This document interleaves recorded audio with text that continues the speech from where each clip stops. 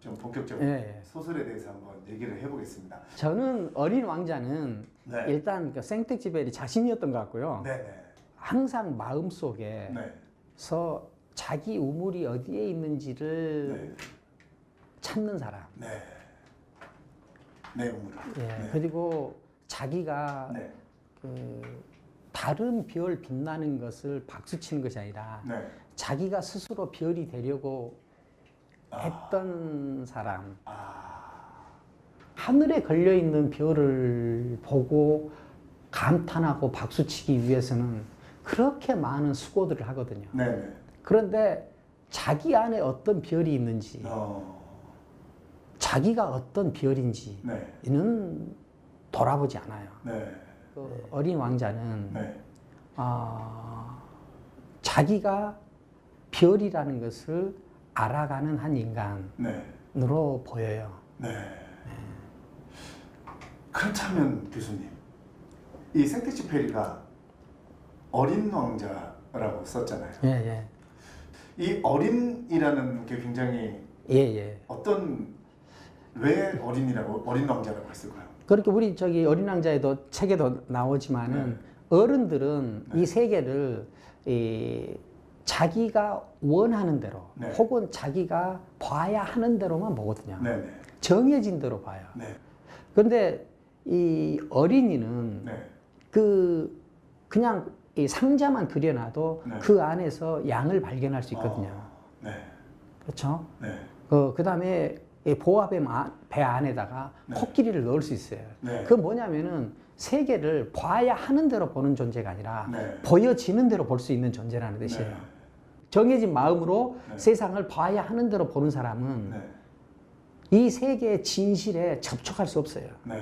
어린이라는 단어가 나오면 떠오르는 사람 있잖아요. 니체입니다.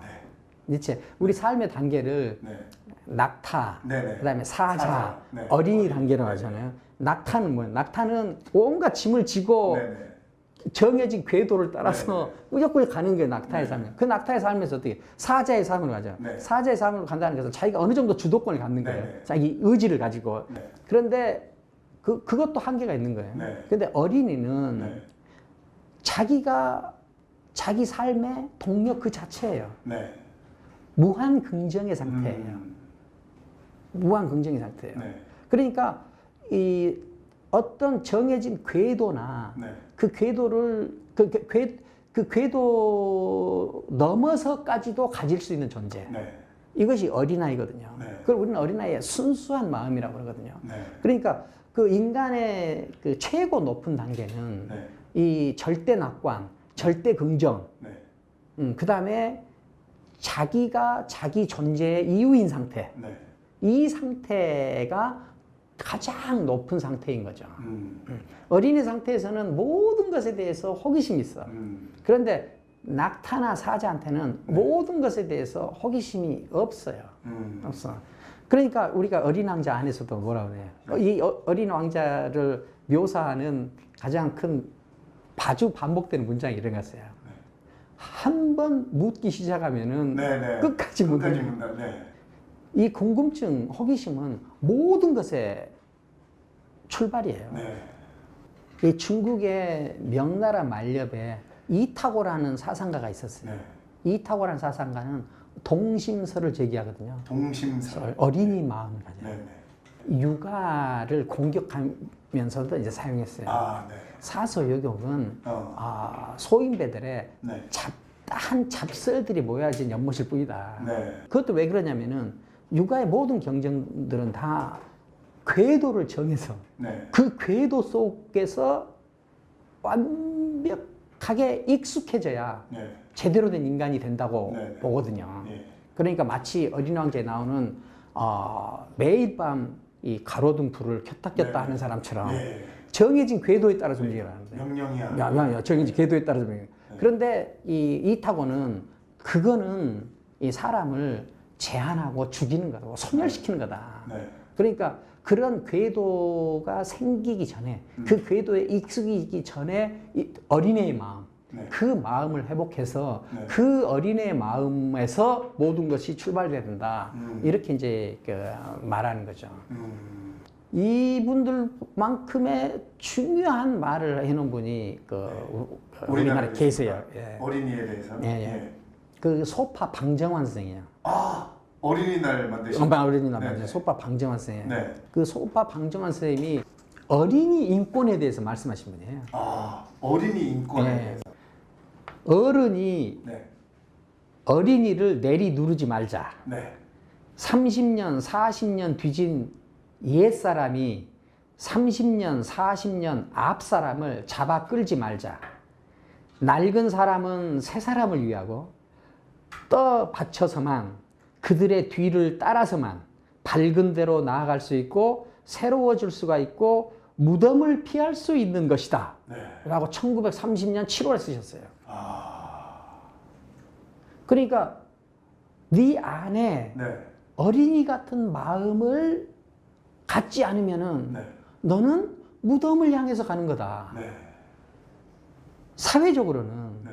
어린이들한테 네. 어린이들을 존중하지 않으면은 네. 그 사회는 무덤을 향해서 갈 것이다. 네. 이게 같은 말이거든요. 네. 우리는 지금 어린이를 네. 아직 덜 어른이라고 생각해요. 아. 너는 왜 빨리 어른이 안 되냐? 네. 왜 아직도 너는 어린이냐? 이러고 있단 말이에요. 네. 어린 왕자에 보십시오. 네. 어른들을 인간으로 만드는 역할을 어린이가 하고 있어요. 예. 우리가 조금 더 인간으로 완성되고 네. 우리 사회를 건강하게 만들려면은 일단 어린이들에게 어린이의 세계를 돌려줘야 돼요. 어린이들에게 어린이들의 시간을 돌려줘야 돼. 네. 어린이들에게 어린이들만의 공간을 돌려줘야 돼요. 네. 그래서 어린이가 어린이로 살 수 있게 해줘야 돼요. 네. 수없이 많은 이상적인 영혼들을 네. 얼마나 학대하고 있는지 우리가 알아야 돼. 지금 어린이들로부터 어린이의 시간을 전부 뺏어버리면 네. 어린이들은 죽을 때까지 한 번도 별처럼 살다 가지 못해. 이 정말 어린이들에게 어린이의 그 성향을 뺏어버려서 예. 점점 더 사회가 경직되고 그렇죠. 이렇게 느껴집니다, 예, 진짜. 예, 예. 네. 말랑말랑한 어린이의 영혼을 네.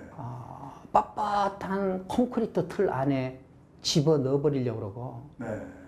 그 안에 틀 안으로 빨리 들어가는 애들은 똑똑하다고 말해주고 네. 그 틀 안으로 잘 안 들어가는 애들은 똑똑하지 않다고 네. 말하고 이보다 더 큰 폭력이 어디 있어요. 네. 그리고 이거는 폭력 정도가 아니라 이거는 사회를 이 무덤 속으로 끌고 가는 것과 같은 행위예요. 네.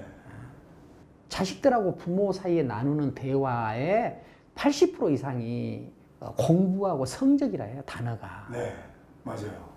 그런데 너는 어떤 꽃잎을 좋아해? 너는 어떤 꽃잎을 좋아해? 너는 뭘 할 때 눈물이 나? 네. 너는 어떤 것을 보면 웃음이 나? 네. 이런 질문은 한 번도 안 했을 거예요.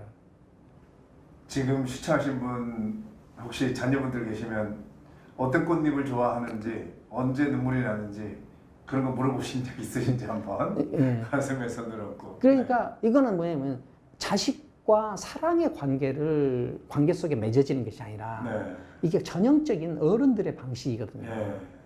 그 내 아이는 사실 내 아이의 소명은 이렇게 자라야 하는데 이런 가지들을 다 쳐내고 그냥 남들이 보기 좋아하는 그런 관상목 같은 그런 나무로 만들어놓고 예쁘다 잘한다 이렇게 사랑 이야기가 많이 나오잖아요. 네네. 이것을 그 생텍쥐베리는 길들이기라고 표현한 것 같아요.